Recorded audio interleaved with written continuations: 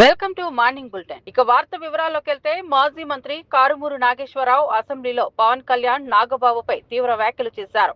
చిరంజీవిని బాలకృష్ణ అవమానిస్తుంటే పవన్ కళ్యాణ్ ఎందుకు నోరు విప్పలేకపోతున్నారని ప్రశ్నించారు. గత 2 సంవత్సరాలుగా పవన్ జగన్ పై ఆగ్రహం వ్యక్తం చేస్తూ ఆయన చిరంజీవిని అవమానించారని విమర్శిస్తున్నారని గుర్తు చేశారు. కానీ బాలకృష్ణ స్పష్టంగా చేసిన వ్యాఖ్యలపై ఎందుకు స్పందించలేదని నిలదీశారు. జనసేన కార్యకర్తలంతా బాలకృష్ణ వ్యాఖ్యలను ఖండిస్తున్నప్పటికీ పార్టీ అధినేత పవన్ కళ్యాణ్ నిశ్శబ్దంగా ఉండటం ఆశ్చర్యకరమని అన్నారు. ప్రజలకు అన్నదమ్ములుగా ఉన్న నాగబాబు, పవన్ కళ్యాణ్ కనీసం ఈ అంశంపై స్పందించి చిరంజీవి గౌరవాన్ని కాపాడాల్సిన బాధ్యత తమదని కారుమూరి స్పష్టం చేశారు. మౌనం వహించడం అనేది నేరుగా అవమానాన్ని సమర్థించడమే అవుతుందని హెచ్చరించారు. నా అన్నని అవమానపరిచారు అన్న పవన్ కళ్యాణ్ గారు ఇవాళ మాట్లాడకుండా పడుకున్నారు. ఆయన వాళ్ళ అన్నయ్య డైరెక్ట్ అసెంబ్లీలో ఏదో రాజకీయంగా బయట మాట్లాడుతున్నారు. అసెంబ్లీలో రికార్డ్ అవుద్ది. ఆ అసెంబ్లీలో చిరంజీవి గారిని పట్టుకుని మరి మాటలంటే ఇవాళ మాటలు రావట్లేదు, పెగలట్లేదు. పవన్ కళ్యాణ్ గారికి మాటలు పెగలట్లేదు నాగబాబు గారికి అని చెప్పి సందర్భంగా తెలియజేస్తాను. ఇవాళ జనసేన నాయకులు, ఇవాళ చిరంజీవి గారి ఫ్యాన్స్ అందరూ కూడా ముక్త కంఠంతో ఇవాళ బాలయ్యని ఖండిస్తున్నారు. మీరెందుకు ఖండిస్తలేదని అడుగుతున్నాను. మీ అన్నయ్య కాదా అని అడుగుతున్నాను. ఒకసారి మీ కుటుంబాన్ని అవమానపరిచారు, మీ తల్లిగారిని అవమానపరిచారు, మీ కుటుంబాన్ని అవమానపరిచారు, మిమ్మల్ని అవమానపరిచారు. సరే, మీరేదో సంకరెక్కారు. ఈ రోజున డైరెక్ట్ అసెంబ్లీలో మీ నాన్నగారిని అంటే మీరు నోరు ఎందుకు ఇప్పట్లేదని చెప్పి ప్రశ్నిస్తున్నానని చెప్పి సందర్భంగా తెలియజేస్తారు. హైదరాబాద్ హైటెక్స్ లో బీజేపీ ఈ నెల 30న భారీ స్థాయిలో కార్యక్రమం నిర్వహించబోతోంది. ఈ సమావేశానికి 15,000 మందికి పైగా హాజరు కానున్నట్లు పార్టీ వర్గాలు వెల్లడించాయి. ప్రధానమంత్రి నరేంద్ర మోదీ జీవిత చరిత్ర ఆధారంగా రూపొందించిన మేరా దేశ్ బహాలేది the untold story of Narendra Modi ప్రదర్శన ప్రధాన ఆకర్షణగా నిలవనుంది. ఈ ప్రదర్శనలో మోదీ చిన్ననాటి జీవితం, రాజకీయ ప్రస్థానం, దేశ అభివృద్ధి కోసం చేసిన కృషి వంటి అంశాలు ప్రత్యేకంగా చూపించబోతున్నారు. కార్యక్రమం ఏర్పాట్లను కేంద్ర మంత్రి కిషన్ రెడ్డి, రాష్ట్ర అధ్యక్షుడు రామచంద్రరావు స్వయంగా పరిశీలించారు. ఈ కార్యక్రమం ద్వారా మోదీ ఆలోచనలను, ఆయన ప్రయాణాన్ని ప్రజలకు దగ్గర చేయడమే లక్ష్యమని తెలిపారు. బీజేపీ శ్రేణులు దీన్ని విజయవంతం చేసేందుకు జోరుగా కసరత్తు చేస్తున్నారు.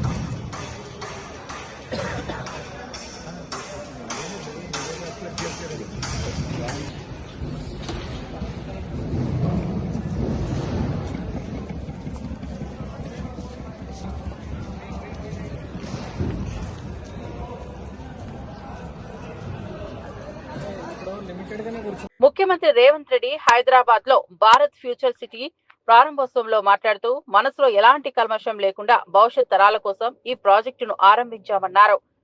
అభివృద్ధి పట్ల కట్టుబాటు, ప్రజల భవిష్యత్తు కోసం నిస్వార్థ దృక్పథం ఉంటే సహజ శక్తులు సహకరిస్తాయని చెప్పారు. ప్రారంభోత్సవానికి ముందే వర్షం పడటం వరుణదేవుడి ఆశీర్వాదమని అభివర్ణించారు. ఈ ప్రాజెక్ట్ తెలంగాణ భవిష్యత్తుకు కీలకమని, దేశవ్యాప్తంగా మోడల్ సిటీగా నిలవనుందని తెలిపారు. ఫ్యూచర్ సిటీలో ఐటీ, ఇన్నోవేషన్, గ్రీన్ టెక్నాలజీ, విద్యారంగాలకు ప్రాధాన్యం ఇవ్వనున్నట్లు చెప్పారు. దీనివల్ల లక్షలాది ఉద్యోగాలు, పెట్టుబడులు రాష్ట్రానికి రాబోతున్నాయని హామీ ఇచ్చారు. అభివృద్ధి పథంలో తెలంగాణను ముందుకు తీసుకెళ్లడం ప్రభుత్వ ప్రధాన లక్ష్యమని సీఎం స్పష్టం చేశారు. లక్ష్మణ్ కుమార్ గారు, గౌరవనీయ సలహాదారు వేం నరేందర్ రెడ్డి గారు, అదిగో శంకుస్థాపన చూస్తున్నారు కదా వేదిక మీద, మీరు స్క్రీన్ మీద.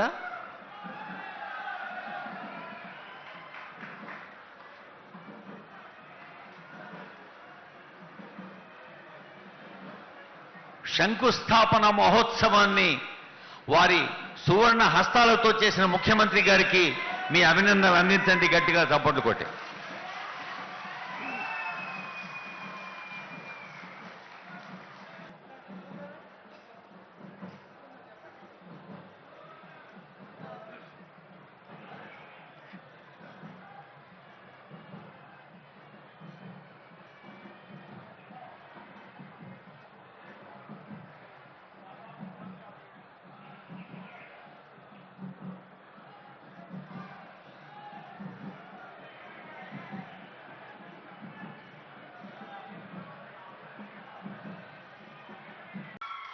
విజయదశమి మనందరికీ విజయాలనే చేకూరుస్తుంది.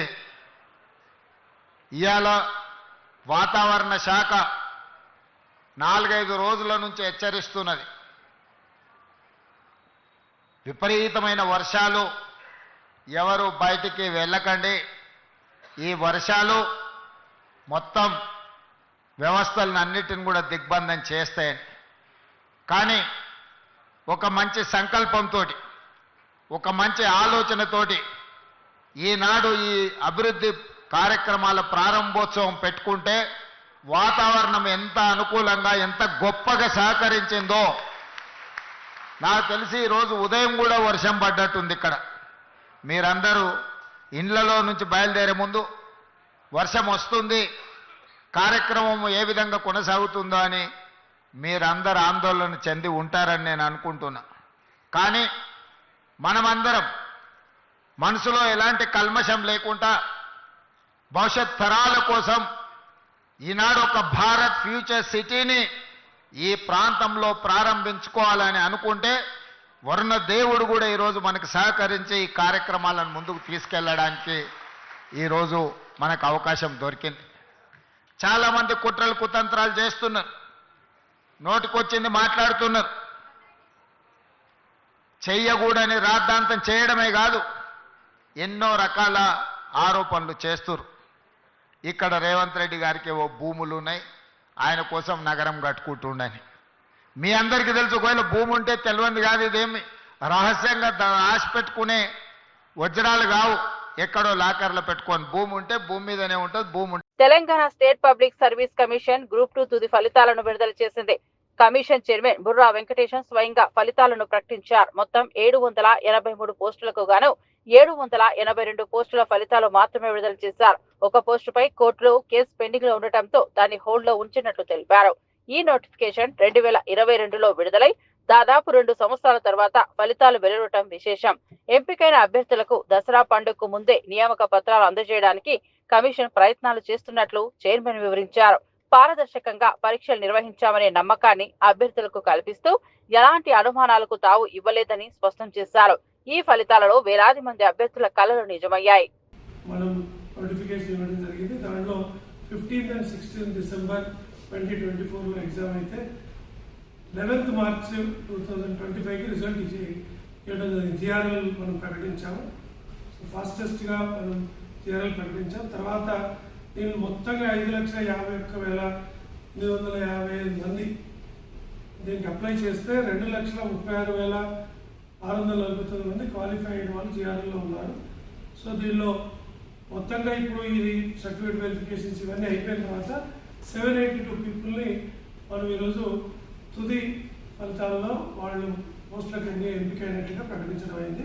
ఒక వేకెన్సీ 3rd కేటగిరీలో పెట్టడం జరిగింది. సో ఇప్పుడు ఇందులో రకరకాల పోస్టులు వాళ్ళు తీసుకుంటారు, వాళ్ళ ప్రిఫరెన్స్ బట్టి. ఇప్పుడు మనకున్న టాపర్స్లో చూస్తే 5 male toppers, 5 female toppers details నేను చెప్తాను. నారు వెంకట హర్షవర్ధన్, ఈ అబ్బాయి మేల్స్లో topper. Vadlakonda Sachin 2nd, Manohar Rao 3rd, Sriram Madhu 4th, Chintapalli Preetham Reddy 5th.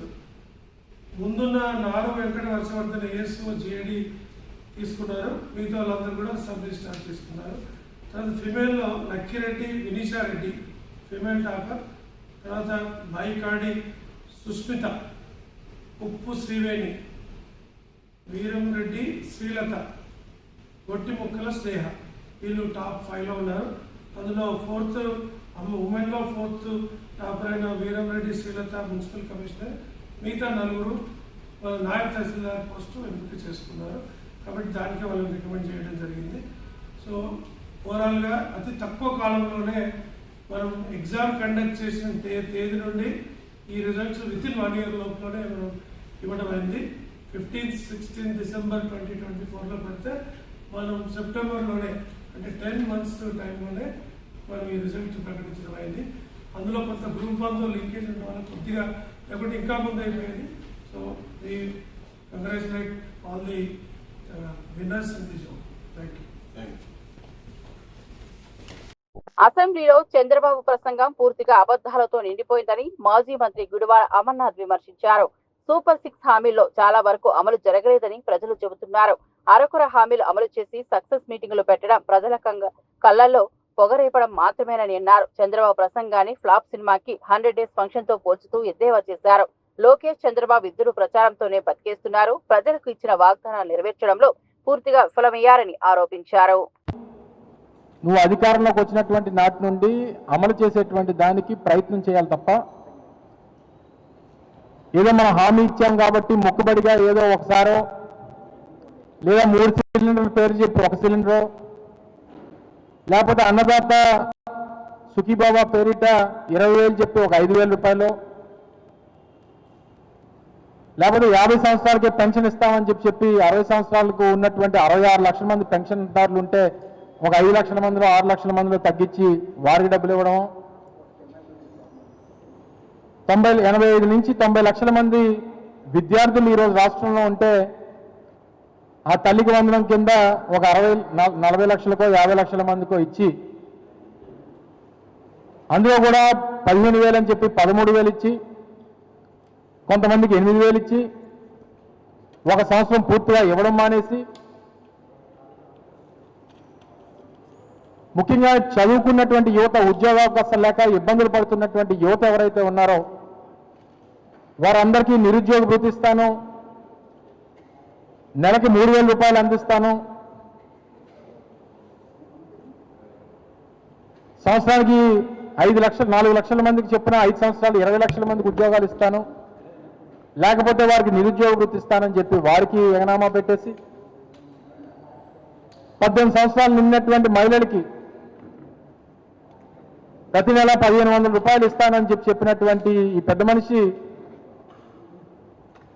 అసలు దాన్ని పూర్తిగా దాన్ని ఎత్తిపెట్టేసి ఏదో P4 అని చెప్పి కొత్తగా ఏదో విధానం చెప్తాడు. అది ఎవరికి అర్థం కాదు. ఏ ఒక్క స్కీము కూడా 2024-25 అయితే ఏ స్కీము లేదు. 2025-26 మొక్కుబడిగా ఏదో మనం ఎక్కడ ప్రజలు తిరగబడతారో ఎక్కడ రోడ్ల మీదకి రానివ్వరని చెప్పి భయంతో మొక్కుబడిగా అరకొర ఇచ్చినటువంటి సందర్భాలు మనం చూసాం. దానికి పెద్ద ఎత్తున అసెంబ్లీ వేదికగా గొప్పలు చెప్పుకోవడం, అబద్ధాలు చెప్పడం, ప్రజల్ని మరొకసారి మభ్యపెట్టడం, ఏది జరగకపోయినా అన్ని జరిగిపోయినట్టుగా వారు పబ్లిసిటీ ఇచ్చుకోవడం, ఇవన్నీ కూడా చూసాం. ఏడాది కాలంలో ప్రజలపై 923 కోట్ల విద్యుత్ భారం మోపారని వైసీపీ మాజీ మంత్రి కాకాని గోవర్ధన్ రెడ్డి తీవ్ర వ్యాఖ్యలు చేశారు. నిబంధనలకు విరుద్ధంగా ఇంధన కొనుగోళ్ల వ్యత్యాసం పేరుతో భారీ మొత్తాన్ని వసూలు చేశారని అన్నారు. ప్రజల నుంచి డబ్బు లాక్కోవడమే తప్ప ఇవ్వడం చంద్రబాబుకు తెలియదు అని ఎద్దేవా చేశారు. ఎలక్ట్రిసిటీ రెగ్యులేటరీ కమిషన్ అనుమానాస్పదంగా వ్యవహరించిందని ట్రూ డౌన్ పేరుతో ఛార్జీలు తగ్గించినట్లు చూపడం మోసమని చెప్పారు. ఈ విధానం ప్రజలపై అన్యాయం చేస్తోందని పేర్కొన్నారు. విద్యుత్ వినియోగదారులకు నష్టం కలగకుండా ప్రభుత్వం తక్షణ చర్యలు తీసుకోవాలని డిమాండ్ చేశారు. దానికన్నా పరిమితికి మించి ఎలక్ట్రిసిటీ రెగ్యులేటరీ కమిషన్ ఇచ్చినటువంటి దానికి అనుమతి లేకుండా ఆ పరిమితి దాటి 923 కోట్ల 55 లక్షల రూపాయలు ప్రజల నుంచి వసూలు చేయడం అనేటువంటిది నేరం, అక్రమం, ఘోరం.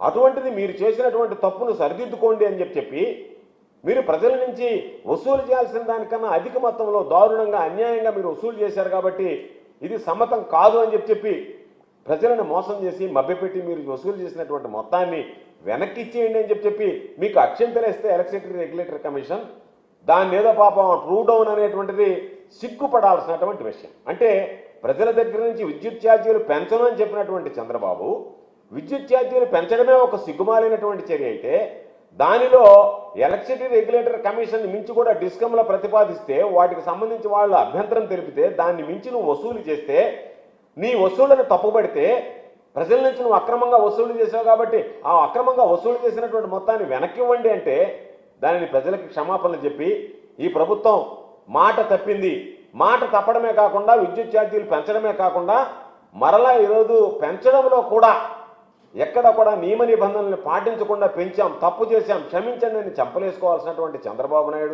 నాయుడు ప్రభుత్వం, కూటమి ప్రభుత్వం ఈరోజు దానికి సంబంధించినటువంటి దాంట్లో ప్రజలకు ఏదో పెద్ద ఊరట కలిగించినట్టుగా, ఎప్పుడూ లేనటువంటి విధంగా కరెంట్ ఛార్జీలు తగ్గించినట్టుగా ఎల్లో మీడియాలో కథనాలు రావడం అనేటువంటిది దురదృష్టకరమైనటువంటి విషయం. తిరుమలలోని టీటీడీ పాలక మండలి సభ్యుడు భానుప్రకాష్ రెడ్డి షర్మిల చేసిన వ్యాఖ్యలను తీవ్రంగా ఖండించారు.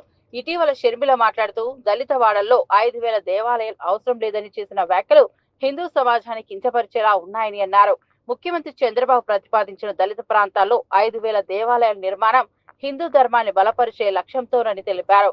కానీ షర్మిల ఈ ప్రతిపాదనను వ్యతిరేకించడం ద్వారా హిందూ వ్యతిరేకత దృక్పథాన్ని ప్రదర్శించారని మండిపడ్డారు.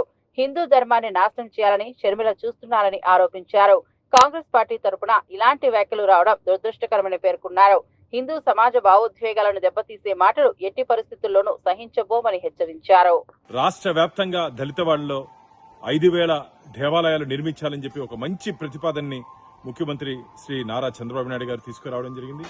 దాన్ని నిన్న హిందూ వ్యతిరేకి, హిందూ ధర్మాన్ని కొన్ని సంవత్సరాలుగా నాశనం చేయాలని చెప్పి కుట్రలు పన్నుతున్నటువంటి వైఎస్ షర్మిలమ్మ 5,000 దేవాలయాలు అవసరం లేదు, కాంగ్రెస్ పార్టీ మేము దీన్ని తీవ్రంగా వ్యతిరేకిస్తున్నాం, ఆ ప్రతిపాదన వెనక్కి తీసుకోవాలని చెప్పడాన్ని భారతీయ జనతా పార్టీ తీవ్రంగా వ్యతిరేకిస్తున్నది. అసలు ఏమాత్రం ఇంకిత జ్ఞానం ఉన్నా ఇలాంటి మాటలు మాట్లాడరు. మీరు మీ కుటుంబం కొన్ని సంవత్సరాలుగా హిందూ ధర్మం వినాశనం కోసం పనిచేశారని చెప్పి రాష్ట్ర ప్రజలందరికీ తెలుసు. ఇది మంచిది కాదు. షర్మిలమ్మ గారు అసలు ఏ రోజైనా సరే తిరుమల కొండకొచ్చారా, తిరుమల మెట్లెక్కారా?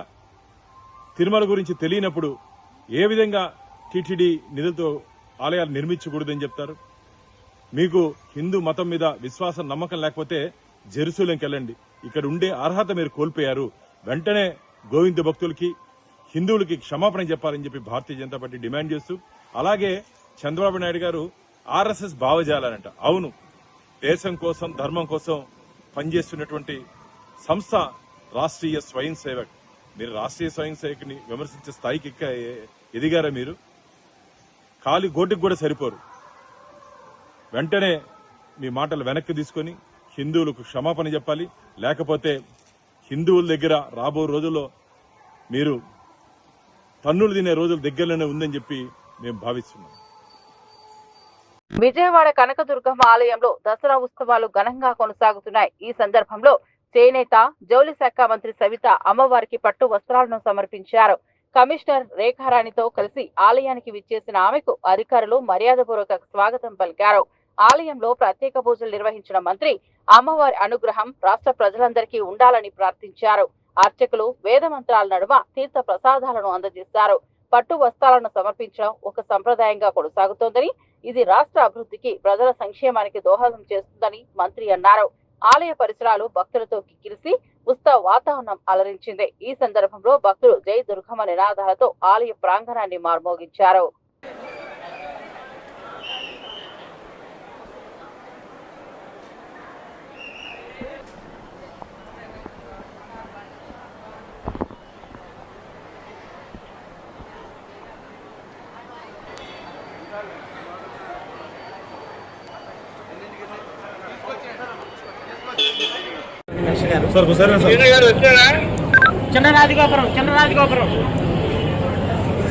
చిన్నరాజగోపురం రీచ్ అవుతామండి.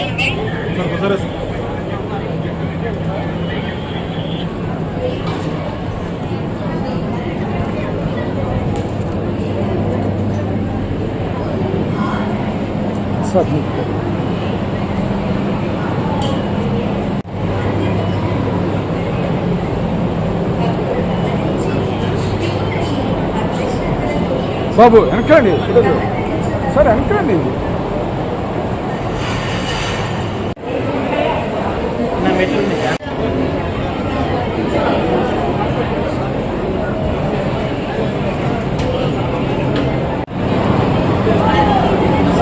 ముందు ముందు ముందు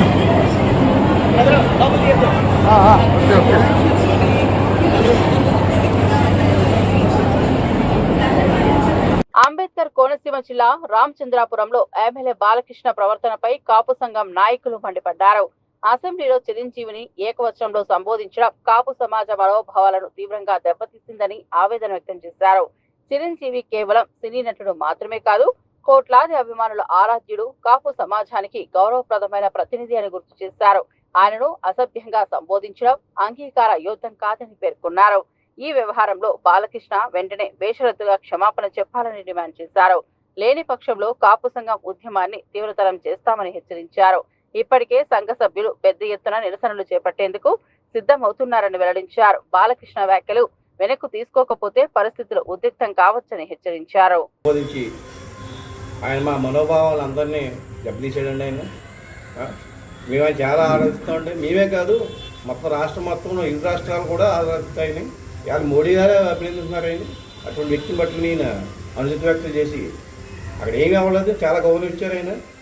ఇవన్నీ తెలియకుండా ఆయన మరి ఏ రకంగా అన్నాడు, మరి ఆయన ఎవరు సైకో తెలుపులేదు. మరి దానికోసం ఆయన బహిరంగ క్షమాపణ చెప్పాను చిరంజీవి గారికి. అప్పటి వరకు మా ఉద్యమాలు జరుగుతూ ఉంటాయండి. ప్రతి వాడవాడ తిరుగుతాం, ప్రతి గ్రామం తిరుగుతాం. మా సంఘం అంతా మా ఉన్న 65 గ్రామాలు ఉన్న 65 గ్రామాలు తిరిగి అన్నీ చేస్తాం, ప్రతిష్టాపన చేస్తామండి. ఎంత త్వరగా ఇంత ముందుకొస్తే అంత బాగుంటుందని మా సంఘం తరఫున మేము కోరుకుంటున్నామండి. BRS working president KTR Almatti ప్రాజెక్టులపై వ్యాఖ్యలు చేస్తూ సీఎం రేవంత్ రెడ్డిపై విమర్శలు గుప్పించారు. ఆల్మట్టి కుట్రను అడ్డుకునే దమ్ము రేవంత్ రెడ్డికి ఉందా, లేకపోతే మేం బీఆర్ఎస్ సైనికులమంతా వెళ్లి అడ్డుకుంటామని సవాల్ విసిరారు. కృష్ణా జలాల విషయంలో రాష్ట్రానికి అన్యాయం జరుగుతుందని హెచ్చరించారు. రేవంత్ ను ఉద్దేశించి నల్లమల పులి కాదు, నల్లమల గుంటనక్క అని ఎద్దేవా చేశారు. అచ్చంపేట నుంచి పారిపోయి కొడంగల్కు వచ్చిన రేవంత్ ను ప్రజలు తిరస్కరించారని అన్నారు. ఈసారి కూడా కొడంగల్ ప్రజలు ఆయనను తరిమేస్తారని కేటీఆర్ వ్యాఖ్యానించారు. కృష్ణా జలాల విషయంలో కాంగ్రెస్ ప్రభుత్వం అలసత్వం ప్రదర్శిస్తోందని ఆరోపించారు. రాష్ట్ర ప్రయోజనాల కోసం బీఆర్ఎస్ ఎప్పుడూ ముందుంటుందని అన్నారు.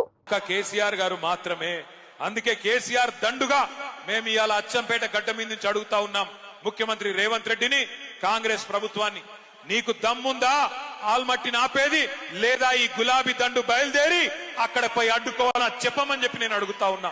నీకు దమ్ముంటే, నీ ప్రభుత్వానికి తెగింపుంటే రాహుల్ గాంధీ దగ్గరికి పిలిపి కర్ణాటక ముఖ్యమంత్రిని ఎట్లా కృష్ణా నదిని మా నల్లగొండకు, పాలమూరుకు, మా రంగారెడ్డికి కాకుండా చేస్తావు, ఎట్టి పరిస్థితుల్లో దీన్ని ఒప్పుకోం అని చెప్పి రాహుల్ గాంధీతో చెప్పి ఆల్మట్టి దగ్గర 70,000 కోట్లతోని వాళ్ళు ఏదైతే ఎత్తు పెంచే ప్రయత్నం చేస్తున్నారో దాన్ని వెంటనే ఆపేయి. ఆ దమ్ము నల్లమల పులికుందా? ఈయన నల్లమల పులేనా? నల్లమల పులే ఏంటిది మరి? ఇది పిల్లి కాదు, నక్క. నక్క, నల్లమల నక్క. ఎందుకంటే నేను చెప్తలేను ఈ మాట. నిన్న కొడంగల్ నుంచి కొంతమంది వచ్చినారు తమ్ముళ్ళు, 300 మంది పార్టీలో జాయిన్ అయినారు, కాంగ్రెస్ వాళ్ళు, బీజేపీ వాళ్ళు. వాళ్ళు చెప్తున్నారు, అన్నా ఈ నక్క అచ్చంపేటకెళ్ళి పారిపోయి మా కొడంగల్కి వచ్చింది, ఈసారి తరిమి కొడితే మరి కల్వకుర్తి పోతుందో అచ్చంపేట పోతుందో వాళ్ళకు కూడా చెప్పురా అని చెప్పినారు. అసెంబ్లీలో మాజీ మంత్రి కామినేని శ్రీనివాస్ చేసిన వ్యాఖ్యలు రాజకీయ రంగంలో కలకలం రేపాయి. సినీ ప్రముఖులపై అవాస్తవ ఆరోపణలు చేసి ఆ తర్వాత మాటలు రికార్డుల నుంచి తొలగించారని కోరడం సరైంది కాదని వైసీపీ ఎమ్మెల్యే తాటిపత్తి చంద్రశేఖర్ మండిపడ్డారు. చిరంజీవి రియాక్షన్ చూసి నాలుక ఖర్చుకోవడం రాజకీయ బాధ్యతకు తగదు. అసెంబ్లీ సాక్షిగా జగన్ కి కామినేని క్షమాపణ చెప్పాలని డిమాండ్ చేశారు. ప్రజాస్వామ్య వేదికలో అసత్యాలు చెప్పడం వల్ల సమాజంలో అపోహలు వ్యాప్తి చెందుతాయని హెచ్చరించారు. తప్పుడు ఆరోపణలతో అసెంబ్లీ ప్రతిష్ట దెబ్బతింటోందని స్పష్టం చేశారు. ఏ శాసనసభలో మీరు అబద్ధాలు చెప్పారో అక్కడే మీరు క్షమాపణలు చెప్పాలి, ఆ తర్వాత రికార్డుల నుంచి తొలగించాలి. నిత్యం అబద్ధాలనే చెప్పి మీ కూటమి నేతలు చేస్తున్నటువంటి వ్యవహార సరళి అత్యున్నత ప్రజాస్వామ్య వ్యవస్థ అయినటువంటి శాసనసభ యొక్క విలువలు మంటగలిసిపోతున్నాయి. సాక్షాత్తు డిప్యూటీ ముఖ్యమంత్రి అందుబాటులో లేడని మీ ఎమ్మెల్యేలే నిలదీసినటువంటి పరిస్థితి. మీ ఎమ్మెల్యేలు కూటమి మంత్రులని కడిగి పారేస్తున్నటువంటి ఉదాంతాలు స్పష్టంగా కనపడుతున్నాయి. బీజేపీ పార్టీ కూటమి ప్రభుత్వంతో చేతులు కలిపిన తర్వాత విలువల్ని మంట కలిపేశారు. మీ మంత్రి సాక్షాత్తు 17 మెడికల్ కాలేజీల మీద చేస్తున్నటువంటి విషపు ప్రచారానికి శాసనసభ ప్రత్యక్ష సాక్ష్యం. 10 మెడికల్ కాలేజీలని, ప్రజా వైద్యాన్ని ప్రైవేటు వారికి అమ్మివేస్తూ 100 కోట్ల ఆస్తుల్ని అప్పనంగా రూపాయికి అర్ధ రూపాయికి అప్పజెప్పేస్తూ మీ కూటమి ప్రభుత్వాన్ని అన్ని శాఖల మంత్రిగా వ్యవహరిస్తూ పరిపాలిస్తున్నటువంటి లోకేష్ గారైతే ప్రతిపక్ష మహిళా ఎమ్మెల్సీ గారిని ఏం పీకారు అని భూతు పురాణాలు మాట్లాడుతున్నటువంటి ఉదాంతాలు. ఇదా ప్రజాస్వామ్య వ్యవస్థకు మీరు ఇచ్చేటటువంటి విలువ? శాసనసభ నడుస్తున్నటువంటి తీరు అత్యంత జోత్సాకరంగా ఉంది. కాబట్టి రాష్ట్ర ప్రజలందరూ గమనించాలి. ఈ కూటమి దోపిడీకి వారి మంత్రుల్ని ఎమ్మెల్యేలు నిలదీస్తున్నటువంటి ఉదాంతాలే ప్రత్యక్ష సాక్ష్యం. జనసేన ఎమ్మెల్యే లంచాలు తీసుకొని అభివృద్ధి చేయాల్సినటువంటి పరిస్థితిలోకి మా ప్రభుత్వం వచ్చింది అని బాహాటంగా మీడియా వ్యవస్థల్లో ఒప్పుకుంటున్నటువంటి ఉదాంతాలు. ఇది మీ యొక్క దిగజారుడు పరిపాలనకి ప్రత్యక్ష సాక్ష్యం. కాబట్టి కూటమి నేతలారా, రాష్ట్ర పరిస్థితి అధ్వాన్నంగా మారిపోయింది. ప్రజలు మిమ్మల్ని చీత్కరించుకుంటున్నారు. ప్రజా వ్యవస్థలు అధ్వాన్నంగా మారిపోయాయి. ప్రైవేటు వారికి మీరు అమ్ముడుపోయారని ప్రజలు అర్థం చేసుకున్నారు. ఇకనైనా బాధ్యతగా వ్యవహరించండి. అత్యున్నత ప్రజాస్వామ్య వ్యవస్థ అయినటువంటి శాసనసభలో అబద్ధాలు మాట్లాడకుండా హుందాగా వ్యవహరించండి. Thank you. నెల్లూరులో నిర్వహించిన అవగాహన సమావేశంలో 20 సూత్రాల కమిటీ చైర్మన్ లంకదినగర్ మాట్లాడుతూ జీఎస్టీ 2.0 వల్ల ప్రజలకు నేరుగా లబ్ధి చేకూరుతుందని చెప్పారు. కొంతమంది జీఎస్టీ తగ్గింపుపై విమర్శలు చేస్తుంటే అది పూర్తిగా అర్ధరహితం. రాష్ట్రాల ఆదాయం తగ్గినా ప్రజలకు ధరలు తగ్గడం వల్ల లాభం కలుగుతుందన్నారు. జీఎస్టీ ద్వారా నిత్యావసర వస్తువుల ధరలు తగ్గుతాయని, వ్యాపార వ్యవస్థ పారదర్శకంగా మారుతుందని పేర్కొన్నారు. ఈ కొత్త విధానం ప్రజల కొనుగోలు శక్తిని పెంచుతుందని, ఆర్థిక వ్యవస్థను ఊతమిస్తుందని వివరించారు. సీఎం చంద్రబాబు దీనికి మద్దతు తెలపడం సరికొత్త ఆవిష్కరణల దిశగా అడుగు అని ఆయన అన్నారు.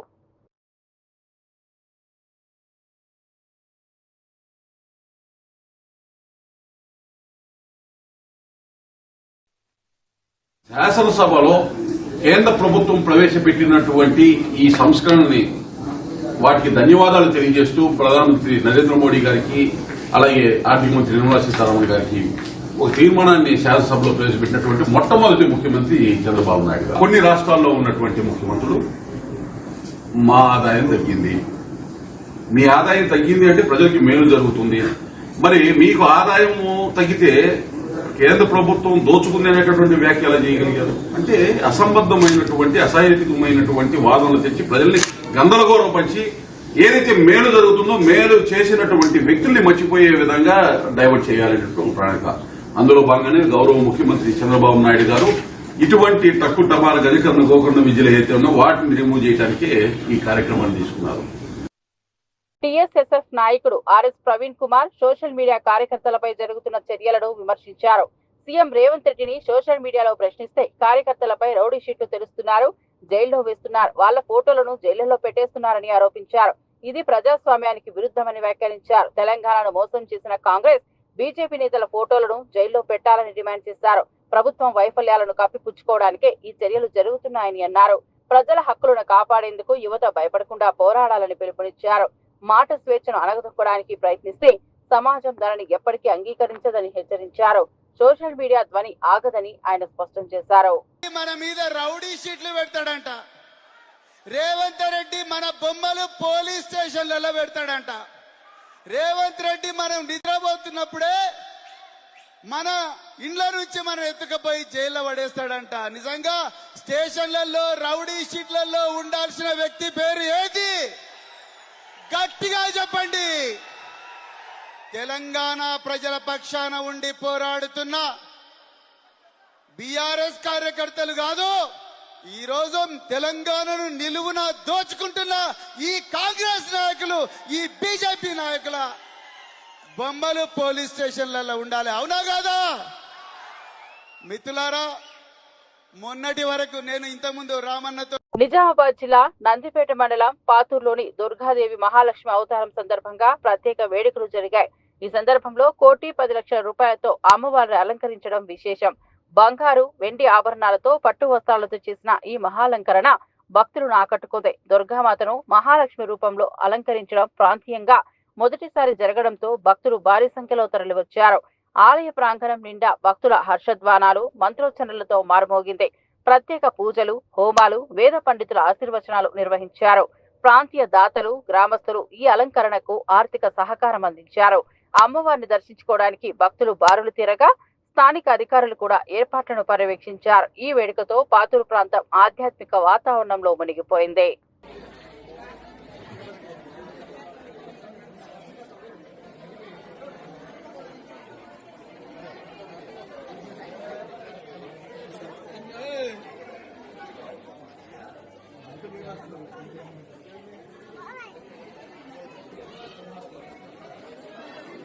AB bulletin updates